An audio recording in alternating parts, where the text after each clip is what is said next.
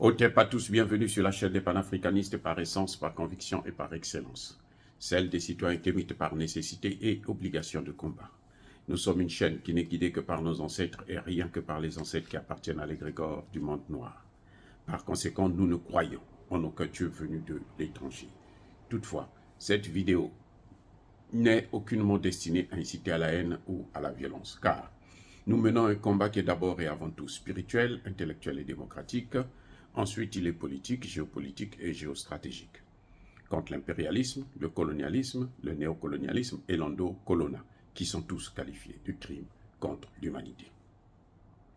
Nous menons ce combat sur la base du principe fondamental que nous avons hérité de nos ancêtres kémites, qui est celui de la Mahat, c'est-à-dire solidarité, vérité et justice. Vous êtes donc en droit de connaître la vérité et nous avons l'obligation de vous dire la vérité, rien que la vérité, afin que justice soit rendue au continent africain. Et ça, c'est notre modeste contribution dans cette noble lutte en faveur de la souveraineté, la dignité, la solidarité et l'unité africaine. C'est exactement ça que nous appelons le panafricanisme. Bien-aimés frères et sœurs, la phrase capitale du président Assimi Goïta lors de son discours des vœux de fin d'année à la population malienne et à l'Afrique. J'ai décidé de privilégier l'appropriation nationale du processus de paix en donnant une chance à un dialogue intermalien pour la paix et la réconciliation. Auparavant, le président Assimi Goïta a précisé que nous avons discuté avec les partenaires nationaux et internationaux. Donc, les Nations Unies, l'Algérie, la France sont au courant que les problèmes du Mali concernent le Mali. Et là, le président Assimi Goïta est dans ce qu'on appelle la souveraineté. L'exercice de la souveraineté, c'est ça. Quand vous entendez parler de la souveraineté, là, si vous ne l'exercez pas, vous n'êtes pas souverain. Le pape Jean-Paul, je ne sais pas, François, je ne sais pas quoi, là, il vient de dire, il n'y a pas longtemps, quand il était au Congo démocratique, il dit, le problème des Africains, c'est qu'ils n'ont pas le courage d'exercer leur souveraineté. Là, Assimi Goïta est en train de montrer que moi, j'ai le courage d'exercer ma souveraineté. La souveraineté, ça n'existe nulle part. Vous avez déjà vu la souveraineté? C'est un simple mot qu'il faut mettre en pratique.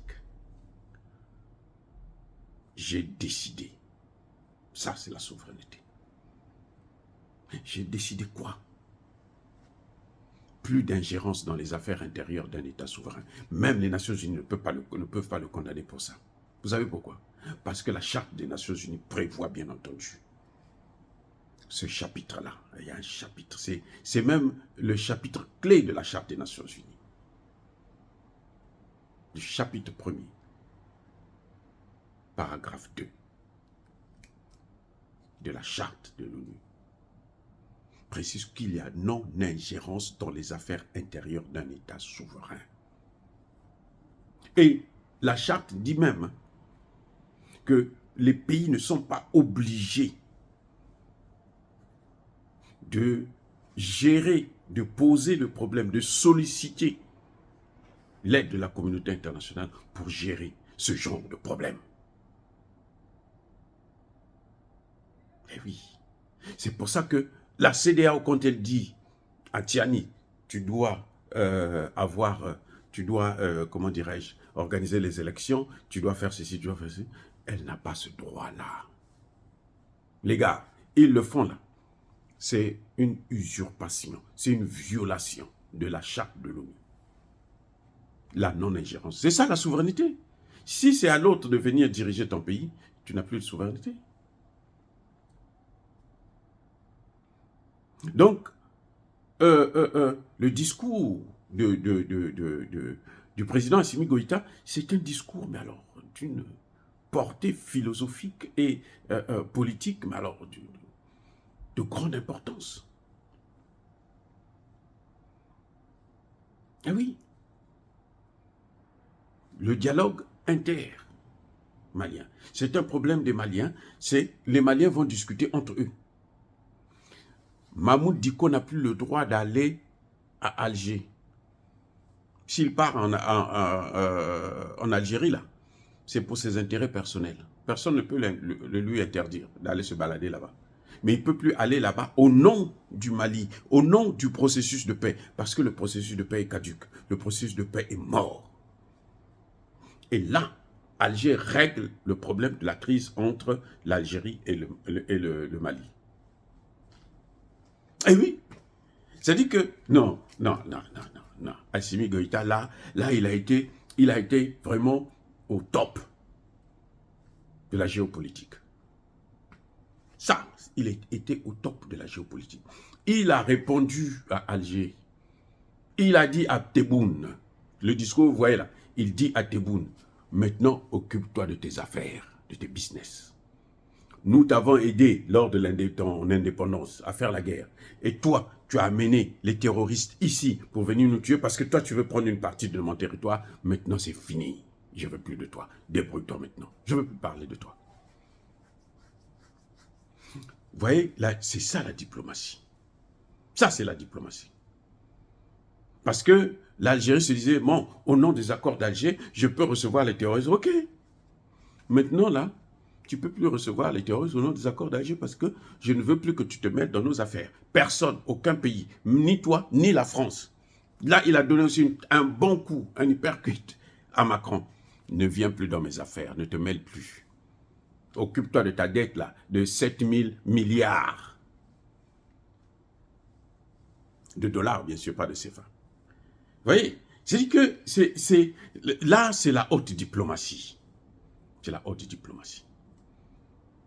Bravo, Monsieur le Président, Assimi Goïta. Bravo. C'est fantastique. Il a fait d'une pierre deux coups.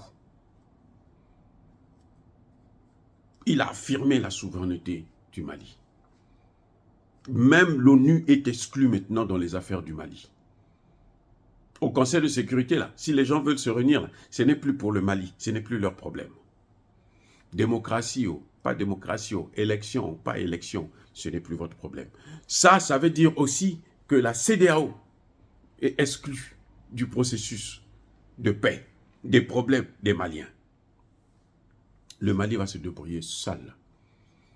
Si Mahmoud Dicko a quelque chose à dire, il va voir Assimi Goïta, il va dire à Assimi Goïta, écoute, cette situation-là n'est pas bonne, voilà ce qu'on peut faire, voilà ce que moi je propose. C'est ça, le dialogue inter-malien, intercommunautaire. Si les Touaregs ne sont pas contents, ils viennent voir le président, ils viennent voir le gouvernement, ils viennent rencontrer, il va mettre en place une commission qui va travailler là-dessus. C'est fini. Il n'y a plus... C'est-à-dire que Assimi Goïta vient de casser le bras de l'Algérie. Il vient de casser le bras, les pieds de la France. Parce que la France, elle est loin. Elle quittait là-bas pour venir. Donc, il casse les pieds pour ne plus se déplacer. Il vient de casser les pieds. Couper l'herbe sous le pied des Nations Unies. Vous n'avez plus rien à faire ici. Maintenant, nous sommes un État souverain. C'est nous qui devons décider de notre souveraineté, de nos problèmes. Nous allons régler nos problèmes. Je vous avais déjà dit, à partir du moment où on a une constitution, à partir du moment où on a une armée qui contrôle le territoire, il n'y a plus des accords de paix. Mais le président était gentil de laisser ça comme ça pourrir. En fait, le problème, c'est que, parce qu'il n'avait pas parlé depuis le vote de la Constitution et la prise de Kidal, que les gens se sont dit, non, comme nous, on aime Kidal, là, nous, on veut récupérer Kidal, là, Kidal nous appartient, Kidal, c'est notre parti. Ça veut dire maintenant que les terroristes algériens, là, à qui l'Algérie avait donné le nord du Mali. Allez-y faire votre pagaille là-bas. Ça, c'est pour vous maintenant. Comme ça, si vous réussissez, nous, on vient pour prendre maintenant le pétrole et le gaz. Ils n'ont plus accès. Quand ils rentrent dans le territoire malien, ils peuvent être neutralisés. Personne, il n'y a aucun compte à rendre à qui que ce soit. Parce qu'ils n'ont plus le droit de venir faire la pagaille comme ils faisaient avant. Vous voyez, le pétrole et le gaz que l'Algérie est en train d'utiliser là, ça se situe, c'est entre l'Algérie, la Mauritanie et le Mali. Ça traverse le Mali. Donc l'Algérie a peut-être 10% de ce pétrole. Et la Mauritanie 10 ou 15% aussi. Tout le reste là, ça se trouve sur le territoire malien. C'est pour ça qu'ils s'intéressaient au nord Mali. Maintenant, le problème est réglé. Parce que vous ne pouvez pas compter sur quelque chose qui ne vous appartient pas pour vous élever. Et surtout, à nous amener des terroristes. Non. Tout sauf ça. Tout sauf ça. Pour nos biens, vous nous tuez. Non. En tout cas, les accords de paix sont caducs. Et l'avantage de la caducité de ces accords de paix, l'avantage de l'appropriation de ce dialogue inter-malien, c'est que l'Algérie n'a plus aucun rôle à jouer dans les histoires maliennes. La France n'a plus aucun rôle à jouer. Emmanuel Macron ne peut plus aller aux Nations Unies pour dire non, c'est notre problème, vous savez, au Mali, il y a ceci, il y a ce... Personne n'a pris le dossier des Gilets jaunes pour amener aux Nations Unies. Hein. Personne. Et pourtant, la France a bien... Emmanuel Macron a massacré des Gilets jaunes. Les Nations Unies aussi ne peuvent plus dire, bon, écoutez, nous, aujourd'hui, réunion du Conseil de sécurité, on va parler de ça, c'est fini. C'est maintenant une affaire des Maliens et on va régler ça entre nous. Les Maliens qui ne sont pas contents, ils peuvent plus aller. Ils peuvent aller sur France 24, aller parler de ce qu'ils veulent, mais ça c'est leur problème, ça ne nous regarde plus. Ça n'a aucune importance. Eh oui, aucune. Donc les Wassim Yass, ils n'ont plus besoin de parler des accords de paix. Serge Daniel, là, l'autre zinzin, là, il n'a plus le droit de venir parler des accords de paix. Ce n'est plus son problème. Ils doivent maintenant observer les Maliens faire ce qu'ils veulent de leur pays. Ils veulent la démocratie, ils veulent la dictature, ils veulent ceci, ils veulent cela. Ça, c'est un problème inter-malien. Maintenant, là, il n'y a plus rien à faire. Dire cela, c'est inciter à la haine ou à la violence. Non. L'avantage, c'est ça, c'est ce que je venais de vous dire. L'Algérie est hors jeu. L'Algérie n'a plus le droit de citer dans la résolution de la crise malienne. D'ailleurs, cette résolution a été faite parce que les Maliens se sont déjà réconciliés. Maintenant, il suffit de récupérer tout le territoire, de chasser, continuer à mener la guerre contre le terrorisme, tel que le président Assimi Goïta l'a affirmé. Et c'est tout ce qu'il y a à faire. Il n'y a plus de dialogue pour comment vous appelez ça, la paix au Mali. Non, c'est fini. C'est fini.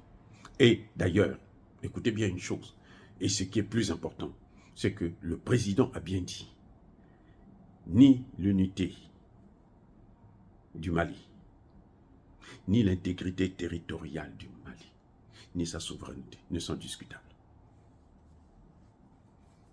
Que vous soyez Touareg, Arabe, Peul, qui que vous soyez, vous n'avez plus à discuter sur les problèmes clés du Mali.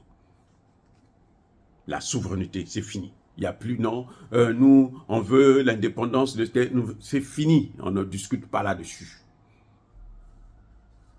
C'est la fermeté maintenant. Oh, bien-aimés frères et sœurs, encore une fois de plus, soyez bénis, soyez abondamment bénis par le Dieu des Kémites et par nos ancêtres angélisés. Mais que tous ceux qui persécutent le continent africain le pillent et le déstabilisent, qu'ils soient noirs, blancs, chinois, arabes, juifs, indiens ou qui qu'ils soient punis, maudits, foudroyés, neutralisés, écrasés, effacés par le Dieu des Kémites et par nos ancêtres angélisés. Vive l'Afrique éternelle, j'ai dit et j'assume.